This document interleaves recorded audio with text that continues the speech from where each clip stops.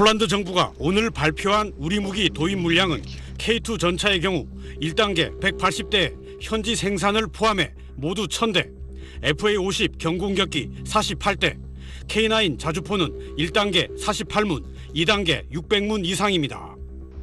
K방산 수출 역사를 새로 써야 할 정도로 대규모지만 넘어야 할 산이 여럿 있습니다. 먼저 오늘 계약은 단가와 기간 등 조건이 확정되지 않은 총괄 합의입니다. 그 성사 이전 단계에서 저희들이 그 방산 수출에 대해서 왈가왈부하고 이루어질 것 같다 이런 말씀을 드리는 것은 되게 조심스러울 수밖에 없는 거고, 방사청은 수출이 최종 성사되려면 앞으로 우리 업체들이 폴란드 측과 추가 협상을 통해 구체적인 이행 계약을 체결해야 한다고 설명했습니다. 폴란드의 무기 희망 리스트에 한국만 있지 않다는 점도 신경 쓰이는 대목입니다. 미국은 지난 2월 에이브럼스 전차 250대 폴란드 수출을 약속했습니다. 신형 F-16과 중고 F-15 등 미국 전투기 40여 대의 폴란드 수출도 곧 미 의회에 승인이 날 전망입니다. 폴란드는 독일 전차 수백 대를 저가에 도입하는 방안도 추진하고 있습니다. 미국, 독일, 한국에서 비슷한 체급의 무기를 한꺼번에 무더기로 드리겠다는 건데 러시아의 우크라이나 침공 여파를 고려해도 다소 비상식적입니다. 미국과 나토 회원국의 무기를 저렴하게 빨리 도입하기 위해 폴란드가 K 방산을 지렛대로 삼을 가능성을 염두에 둬야 한다는 목소리도 있습니다. SBS 김태훈입니다.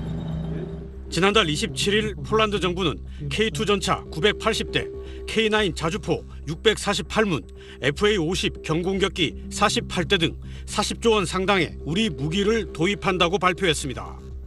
당시 폴란드 정부와 우리 방산업체들은 총괄 합의서에만 서명했습니다. 단가와 납품 기간 등의 구체적 조건이 확정되지 않았기 때문입니다.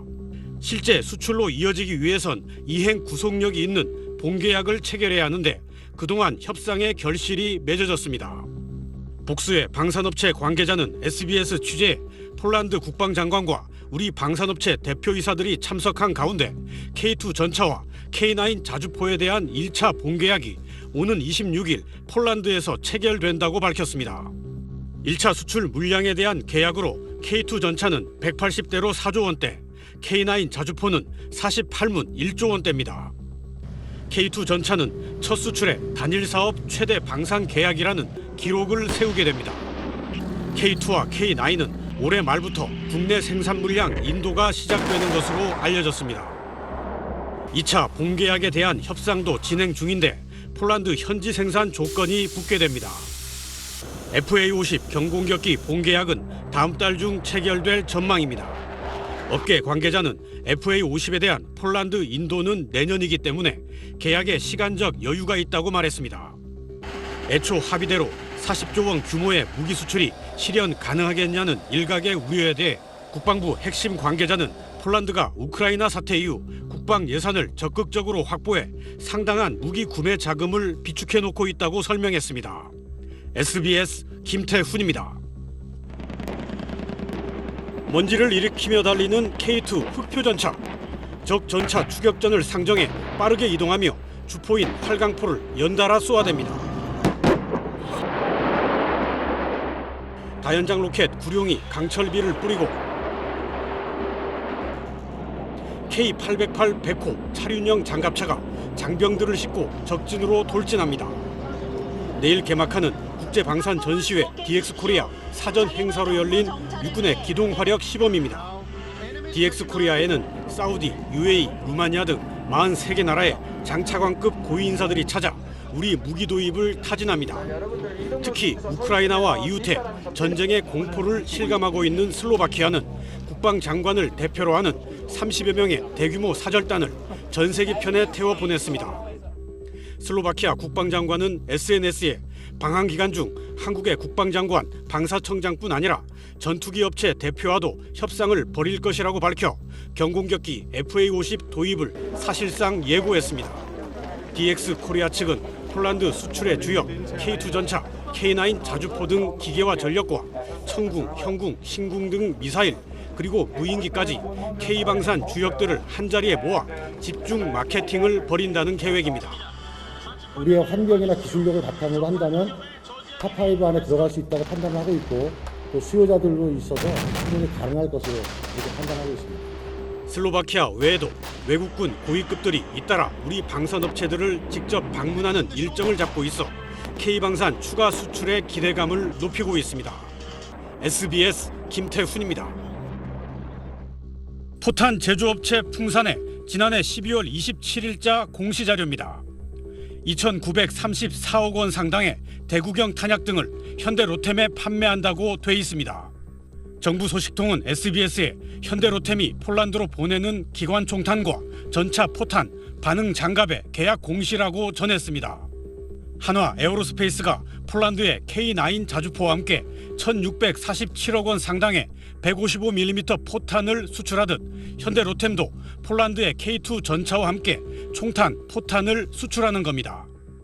2,934억 원 상당의 총포탄 중 가장 비중이 큰 건 7.62mm와 12.7mm 기관총탄으로 모두 430만 발입니다.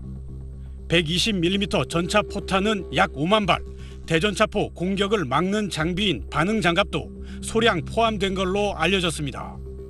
430만 발 수출되는 기관총탄은 전차와 장갑차의 기관총뿐 아니라 보병용 기관총에서도 사용할 수 있습니다.